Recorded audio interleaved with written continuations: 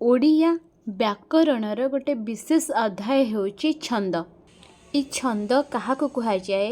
ଅକ୍ଷର ବା ମାତ୍ରା ବିଶେଷ ନିୟମରେ ଆବଦ୍ଧ ହୋଇ ଗତିଶୀଳ ହେଲେ ସେହି ଶବ୍ଦ ଯୋଜନା ରୀତି ସାଧାରଣତଃ ଛନ୍ଦ ନାମରେ ପରିଚିତ ହୋଇଥାଏ।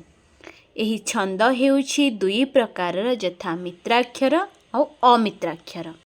ଏବେ ଆମେ ଦେଖିବା ମିତ୍ରାକ୍ଷର ଛନ୍ଦର କେତେକ ଉଦାହରଣ। ପ୍ରଥମେ ଦେଖିବା ରାମକେରି ଛନ୍ଦ କାହାକୁ କୁହାଯାଏ ବା ରାମକେରି ଛନ୍ଦକୁ ଚିହ୍ନିବା କିପରି? ଦୁଇ ପାଦରେ ଏକ ପଦ ହୋଇଥାଏ। ମୁଁ ସର୍ଟକଟ୍ରେ ଲେଖିଦେଇଛି ଜାଣିବା ପାଇଁ କେମିତି ଚିହ୍ନିବା।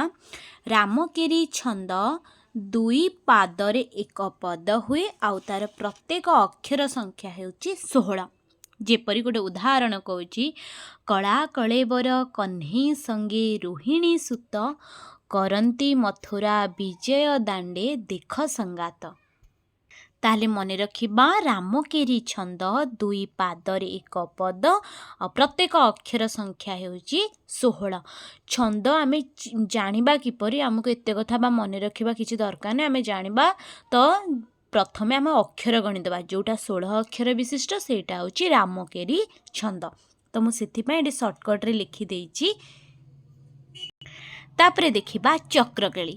ଚକ୍ରକେଳି ଛନ୍ଦ ହେଉଛି ଦୁଇ ପାଦରେ ଏକ ପଦ ହୁଏ, ପ୍ରତ୍ୟେକ ଅକ୍ଷର ସଂଖ୍ୟା ହେଉଛି 11।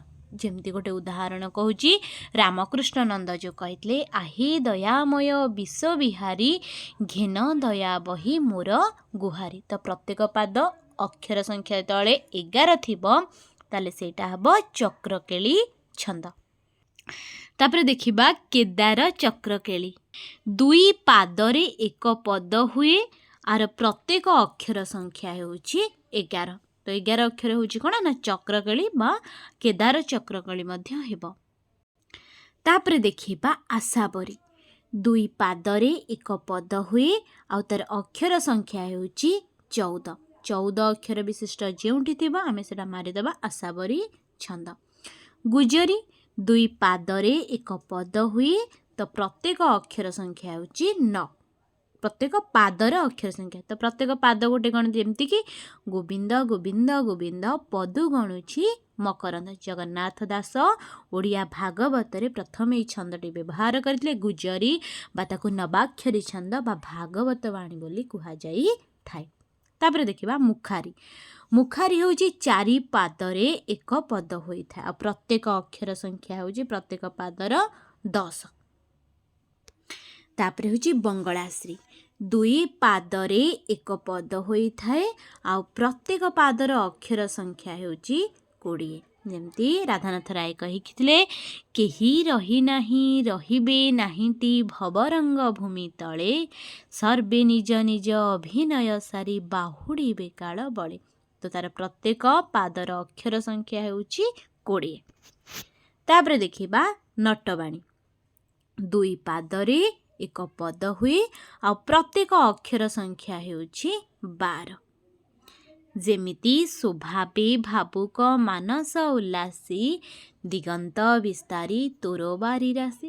ଚିଲିକାରେ ରାଧାନାଥ ରାୟ କହିଥିଲେ। ତ ଦେଖିବା ଅକ୍ଷର ଗଣିଦେବା। ଯେଉଁଟା 12 ଅକ୍ଷର ବିଶିଷ୍ଟ ସେଇଟା ହେଉଛି ନଟବାଣୀ।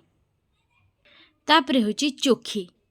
ଚାରି ପାଦରେ ଏକ ପଦ ହୋଇଥାଏ ଆଉ ପ୍ରତ୍ୟେକ ଯେଉଁ ପ୍ରଥମ ଆଉ ଦ୍ୱିତୀୟ ପାଦ ହେଉଛି 29 ଅକ୍ଷର ବିଶିଷ୍ଟ, ତୃତୀୟ ପାଦ ହେଉଛି 9, ଚତୁର୍ଥ ପାଦ ହେଉଛି 13। ଏଇଟା ଜାଣିବା ମାନେ ଏଇଟା ହେଉଛି ଚୋଖୀ ରାଗ ଛନ୍ଦ। ତାପରେ ହେଉଛି ଆଷାଢ଼ ଶୁକ୍ଳ ଛନ୍ଦ। 6 ପାଦରେ ଏକ ପଦ ହୁଏ ଆଉ ପ୍ରତ୍ୟେକ ଅକ୍ଷର ସଂଖ୍ୟା ହେଉଛି 11। ତ 6 ପାଦରେ ଏକ ପଦ ହେଲେ ହେଇଯିବ କ'ଣ ନା ଆମର ଆଷାଢ଼ ଶୁକ୍ଳ ଚକ୍ରକେଳି। ଦୁଇ ପାଦ 11 ଅକ୍ଷର କିନ୍ତୁ ଦୁଇ ପାଦ ଥିଲେ ସେଇଟା ହେଇଯିବ ଚକ୍ରକେଳି। ତ ଏତିକି ଥିଲା ଆମର ଛନ୍ଦର ସର୍ଟକଟ୍ ଟ୍ରିକ୍, ଯେମିତିକି ଆମେ ଅକ୍ଷର ଗଣିକି ବି ଛନ୍ଦ ଜାଣିପାରିବା।